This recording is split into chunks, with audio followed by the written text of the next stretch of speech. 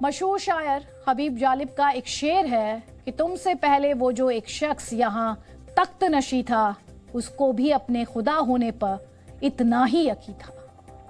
हुक्मरान चाहे किसी भी देश के रहे हों, हबीब जालिब का लिखा ये शेर सत्ता को अपनी बपौती समझने वाले हुक्मरानों को उनकी हैसियत दिखाता रहा है। आज इस शेर के मायने इस्लामिक रिपब्लिक ऑफ ईरान के रहनुमाओं को बखूबी समझ में आ रहे होंगे, क्योंकि जिन महिलाओं के लिए इन हुक्मरानों ने हदें तय करने की कोशिश की, उन्हीं महिलाओं ने उन्हें उनकी हैसियत दिखा दी। अपने हक और अपनी आजादी के लिए ईरान की महिलाएं सड़कों पर उतरी तो सरकार घुटने पर आ गई, और वो भी सिर्फ 80 दिनों के अंदर। आप जानते हैं कि ईरान में किस तरह से लगातार हिजाब के खिलाफ प्रदर्शन हो रहे हैं। ईरान के अटॉर्नी जनरल मोहम्मद जफर मोंताजरी ने रविवार को एक बड़ा बयान दिया। उन्होंने कहा कि सरकार महिलाओं के चाल चलन पर नजर रखने के लिए बनाई गई गश्ते इरशाद यानी मोरालिटी पुलिस को खत्म करने जा रही है। हालांकि अभी तक ईरान की सरकार ने इस बयान पर अपनी कोई प्रतिक्रिया नहीं दी, लेकिन फिर भी यह बयान ईरान की लाखों महिलाओं के लिए बड़ी जीत है। उन महिलाओं के लिए बड़ी जीत है जो पिछले 80 दिन से इस्लामिक सरकार के खिलाफ हर मोर्चे पर जंग लड़ रही थीं, गोलियां खा रही थीं, लेकिन ये महिलाएं पीछे नहीं हटी। इन्होंने हार नहीं मानी और धीरे धीरे पूरा ईरान इनके पीछे एक साथ आने लगा, एकजुट होने लगा। हिजाब क्रांति की ये कहानी मजहब के नाम पर हुक्मरानों की मनमानी और मनमानियों से महिलाओं की खुली जंग की कहानी है। बात 13 सितंबर 2022 की है।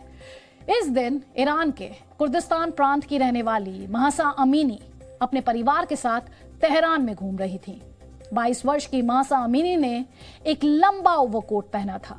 उन्होंने अपना चेहरा हिजाब से ढक रखा था, लेकिन तभी ईरान की मोरालिटी पुलिस वहां पहुंच जाती है और महसा को हिरासत में ले लेती है।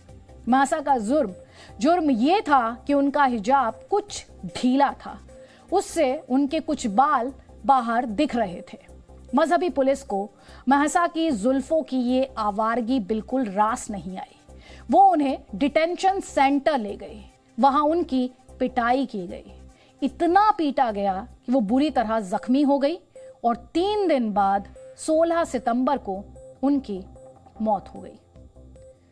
वैसे तो ईरान की महिलाएं ऐसी खबरों की आदी हो चुकी थी, लेकिन 22 साल की एक युवा लड़की के साथ घटी इस घटना ने इस आग को जिंदा कर दिया, जो सालों से इन महिलाओं के दिलों में, इन महिलाओं के भीतर सुलगती रही थी। महिलाओं ने मजहबी नैतिकता के नाम पर थोपे गए हिजाब को उतार फेंका, आग के हवाले कर दिया, अपने बालों को काटना भी शुरू कर दिया। स्कूल, कॉलेज हो, यूनिवर्सिटी हो, सरकारी दफ्तर हो या बाजार हो, रेलवे स्टेशन हो या फिर खेल के मैदान, हर जगह ईरान की सरकार के खिलाफ प्रदर्शन शुरू हो गए। बालों को बेखौफ लहराते हुए चल रही इन महिलाओं से ईरान की सरकार इतना डर गई कि उसने उन्हें डराने की हर मुमकिन कोशिश की। प्रदर्शनकारियों को पीटा गया, उन पर चेतावनी गोलियां बरसाई गई, जेल में डाल दिया गया, लेकिन ये महिलाएं नहीं झुकी। अलग अलग रिपोर्ट्स के अनुसार इन प्रदर्शनों में अब तक 400 से भी ज्यादा लोग मारे जा चुके हैं। इनमें 60 नाबालिग शामिल हैं, जबकि 18,000 से ज्यादा लोगों को गिरफ्तार किया जा चुका है। ताकत से बात नहीं बनी तो प्रदर्शनकारियों को मजहब का खौफ भी दिखाया गया, लेकिन बेखौफ महिलाओं ने उल्टा मजहब के ठेकेदारों की ही टोपियां उछालनी शुरू कर दी। धीरे धीरे इस हिजाब क्रांति का दायरा बड़ा होने लगा। अपने पहनने और घूमने की आजादी के लिए लड़ रही महिलाओं को पूरी दुनिया से समर्थन मिलने लगा।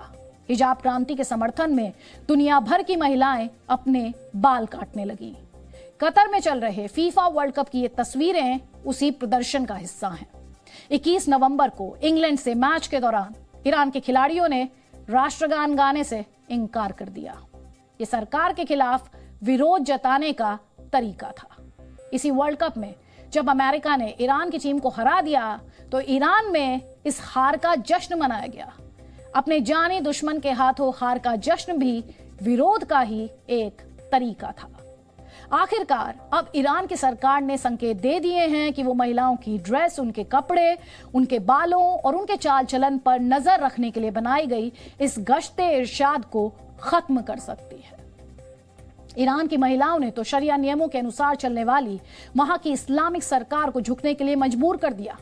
लेकिन दुनिया के सबसे बड़े लोकतंत्र यानी भारत में मजहब के कुछ ऐसे ठेकेदार भी हैं जिनके मुताबिक महिलाओं को चुनाव भी नहीं लड़ना चाहिए, क्योंकि इससे उनका मजहब कमजोर होता है।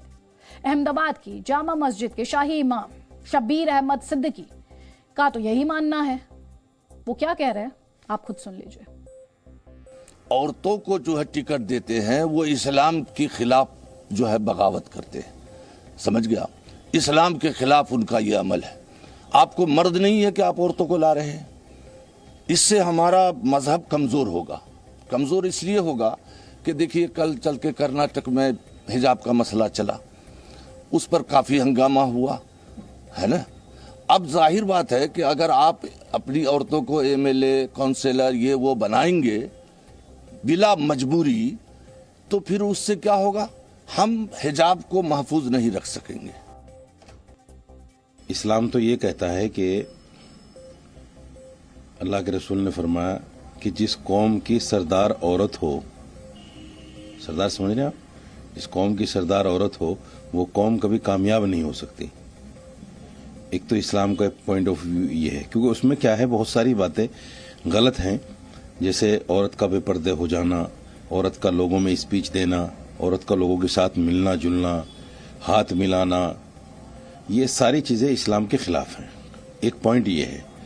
दूसरा पॉइंट आज के माहौल के हिसाब से ये है कि अगर कोई औरत इस्लामी उसूलों को सामने रखते हुए चुनाव लड़ती है तो वो लड़े, कोई हर्ज नहीं है उसमें।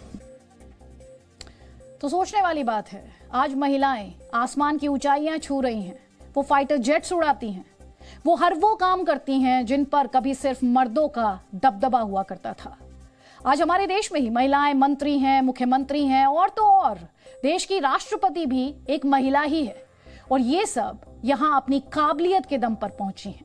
लेकिन महिलाओं को लेकर मजहब के इन ठेकेदारों की सोच है कि बदलती ही नहीं। तभी तो कभी मस्जिद में उनके अकेले आने पर पाबंदी लगाई जाती है, कभी उनकी फटी जीन्स पर सवाल उठा दिए जाते हैं, तो कभी कोई कंपनी ड्रेस कोड के नाम पर उनकी बिंदी का साइज और लिपस्टिक का रंग तय करने लगती है। लेकिन इन लोगों को आज ईरान की ये खबर जरूर देखनी चाहिए और ये समझ लेना चाहिए कि महिलाएं लड़ना और लड़कर अपना हक लेना जान चुकी हैं। और शायद इन धर्म के ठेकेदारों को किसी को ये बताने की जरूरत है कि उसे गुमान है कि मेरी उड़ान कुछ कम है, मुझे यकीन है कि ये आसमान कुछ कम है।